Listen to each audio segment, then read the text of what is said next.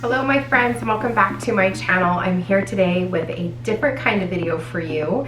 I am here to tell you my top 10 tips for selling your house super quick. So if you're interested in finding out how to do that, stay tuned.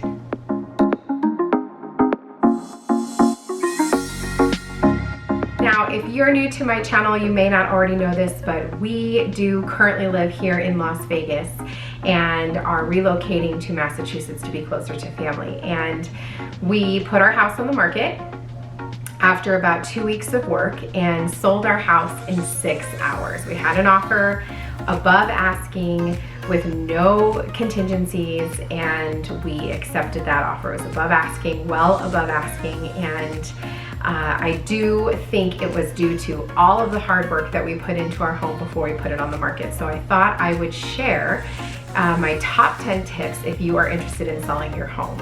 So let's go ahead and get started. Counting backwards from 10, my number 10 tip is to pack up 2/3 of the items in your home. This might sound a little bit crazy. You might be thinking, why am I gonna pack before I even list my house? But the more you pack, the less cluttered your home feels. This also gives you an opportunity to get rid of things that you don't need anymore, things that you don't use anymore, and it gives you an opportunity to make sure that your house looks really organized and clean. So go through linen closets and playrooms and any of the items in your home that you're not going to need during the time that you're selling. It could be holiday decor, things like that, and just pack them away, and you can leave them in your garage if you leave them really organized. What we did was we packed them all into our garage and in the center in one little area so people could still walk all the way around and see the garage, but it wasn't taking up space in our closets or in the playroom or things like that. It just really opened up the space and made it look really clean and organized. My number 9 tip, which I kind of went back and forth on where to put this one, but my number 9 tip is to make sure your house smells really good. So what I did was I have a wax warmer right by the front door when you first walk in. I have one in the bathroom and I had one upstairs, and I made sure that every single time we were about to have a showing, I put in a fresh wax bar so that it smells really good. If you're interested in the scents that I used, I'll have them linked for you down below. I did use very specific scents that smelled very clean, almost like clean laundry in a clean home, and you just want your house to smell really good. You can also do potpourris that you put in a pot on your stove if you're interested in that. There's lots of really great recipes for that. You can use food items, or if you have a diffuser, if you like essential oil scent, you can have that going. The biggest thing you want to avoid is don't have any food smells going on in your home. So don't cook any bacon or garlic or ginger, anything that's going to have a very strong, pungent smell that's going to stick around in your home. You don't want that smell lingering when somebody comes in, because they may not like that food or that scent. So don't cook anything that's going to leave any kind of smell. In fact, the days that we were showing our home, we didn't cook at all. We only ate out. And if you can afford that and you can put that into your budget, it really helps to keep your kitchen spotless and it doesn't leave any lingering smells. Tip number 8 is to hide any evidence of animals in your home. Now, the person buying your home may be a very huge animal lover, and that's wonderful. However, they may not. You don't know who's buying your home, and you don't want to leave evidence around the house that you have pets. So for example, if you have dogs or cats, you want to put away their food dishes and make sure that they're not in the home. In some areas and in some showings, people have left their animals in a closet or a room that they're asked not to go into.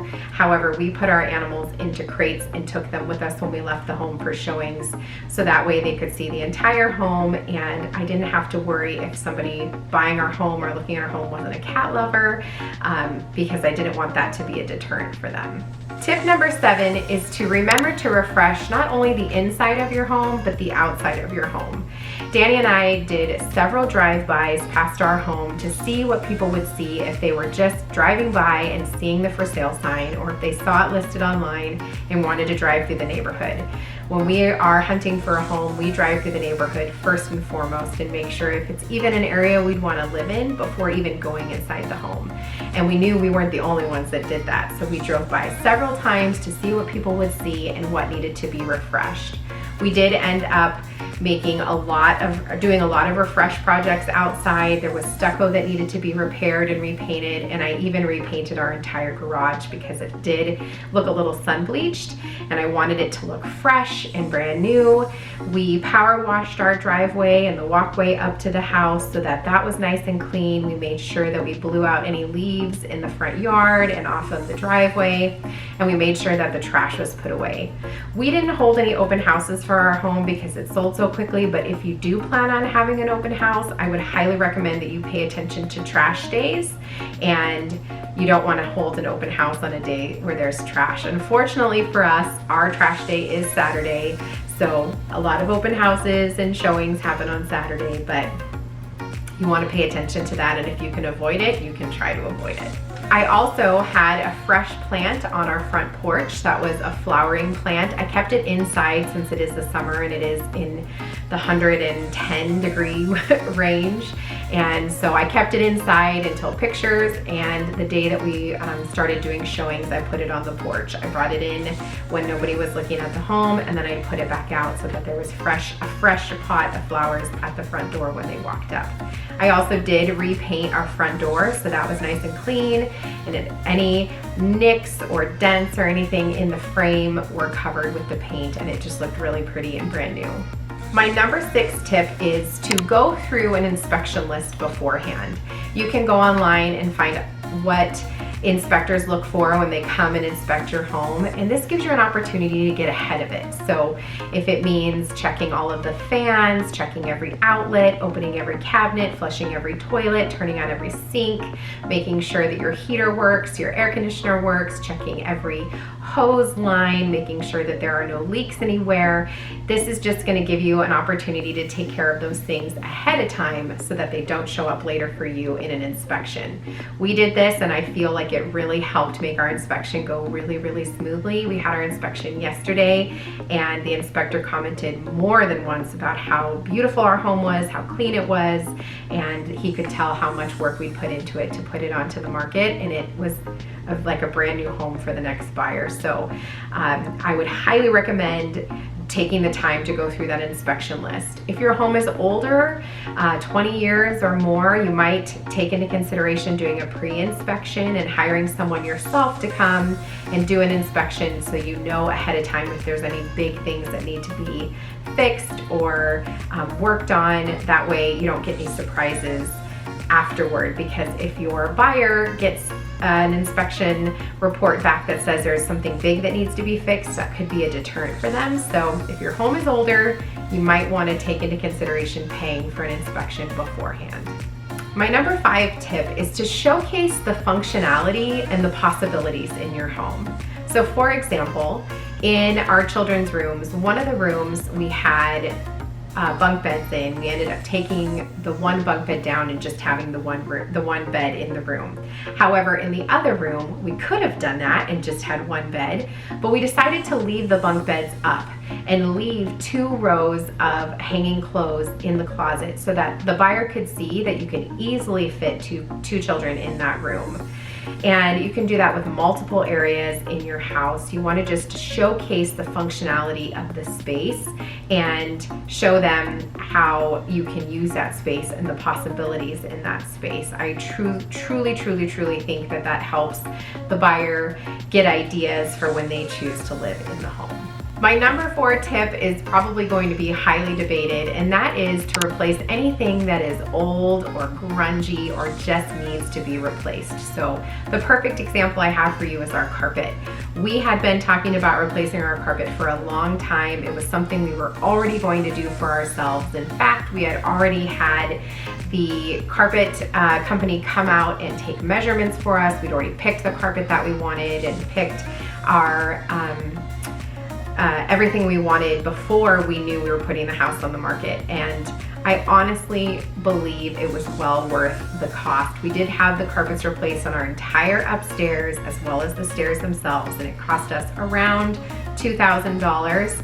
However, we did get an offer over asking and we doubled what we paid for the carpet. And I truthfully believe that was part of it. It looks fresh, it looks clean, it smells brand new, and believe it or not, that smell will sell. If somebody can walk in and feel like it's a brand new home that they're buying, but not at a brand new home price, it really does help. So go through your home and find things that are old and grungy that need to be replaced, that don't look good.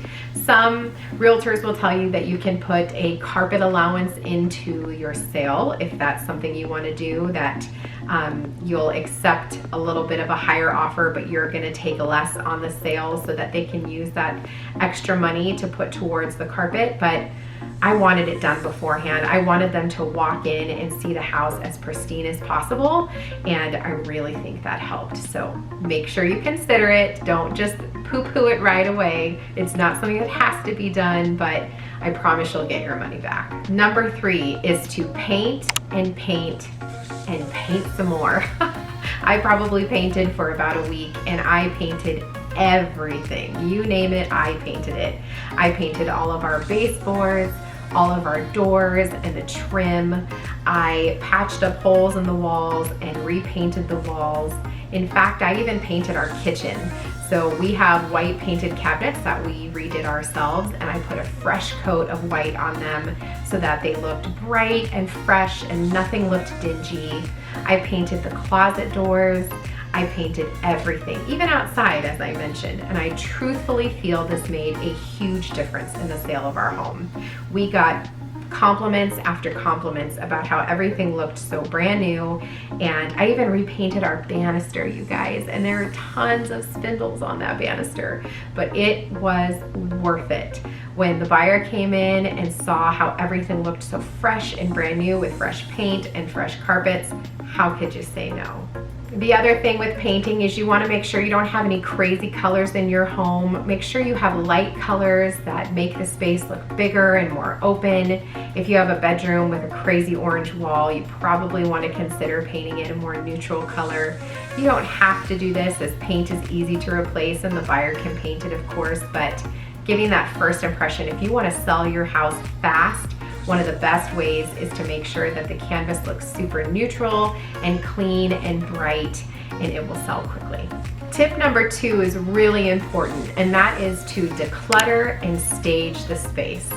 So I highly recommend that you walk through your home and you think about the things you have on your countertops, or the decor pieces that you have, and decide what can be there and what doesn't have to be there.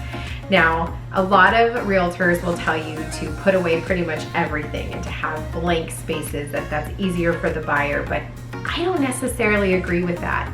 When I think about walking into a model home or a home that's been staged, there is lots of decor and beautiful furniture. It's just things that fit the space and nothing cluttered. So I didn't take down any of my decor pieces. In fact, I made sure I had fresh flowers and that my decor really matched the space.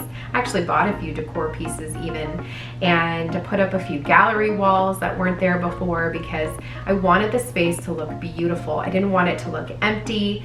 I wanted to really showcase the space and showcase my decor, because I worked really hard on it and it looked really beautiful when everything was fresh and painted. So think about that when you're staging your space, and take down furniture that you don't need. Don't overcrowd the space, but make sure you leave enough that it looks like homey and like someone lives there, and it really showcases the space. My number 1 tip for selling your home super duper fast is to clean, clean, clean, clean. I cannot tell you how much I cleaned this home before we put it on the market. I would even say it's close to hospital clean, you guys, and not just because I was selling my home during a pandemic, but because I wanted the house to look fresh and like nobody even lived here. It looked like a model home, and I can't tell you how many compliments we got from people coming to look at it, whether it was realtors, potential buyers, even the inspector that came commented on how clean the home was. And the buyer even made a comment about how clean the house was and how good that was for his OCD. So I truly, truly, truly think that having your house pristine clean makes a huge difference. I read an article when I was preparing to sell the house about keeping your house at 90% clean all the time when you're in the selling process. So while your house is on the market and people are coming to see it, keep it 90% clean. That means no dishes in your sink. Make sure they're always in the dishwasher, or that you wash them and put them away. If you can, cook large meals that you can then eat leftovers, so you're not cooking all the time and dirtying your stove or your oven.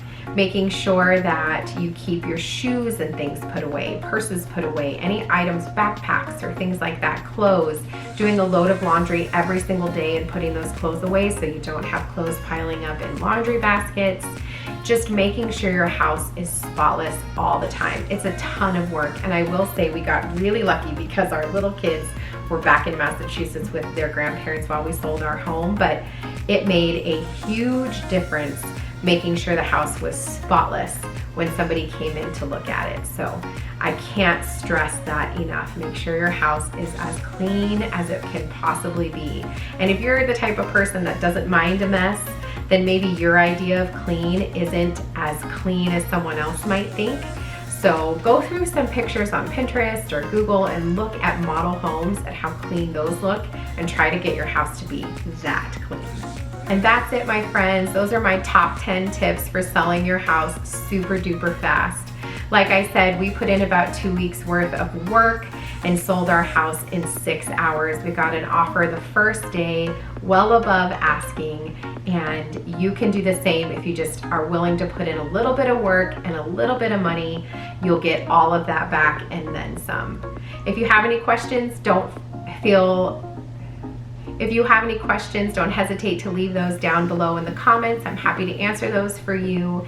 And I'll have all the items I talked about linked for you down below, as well as our house colors and things that we used to help stage our home.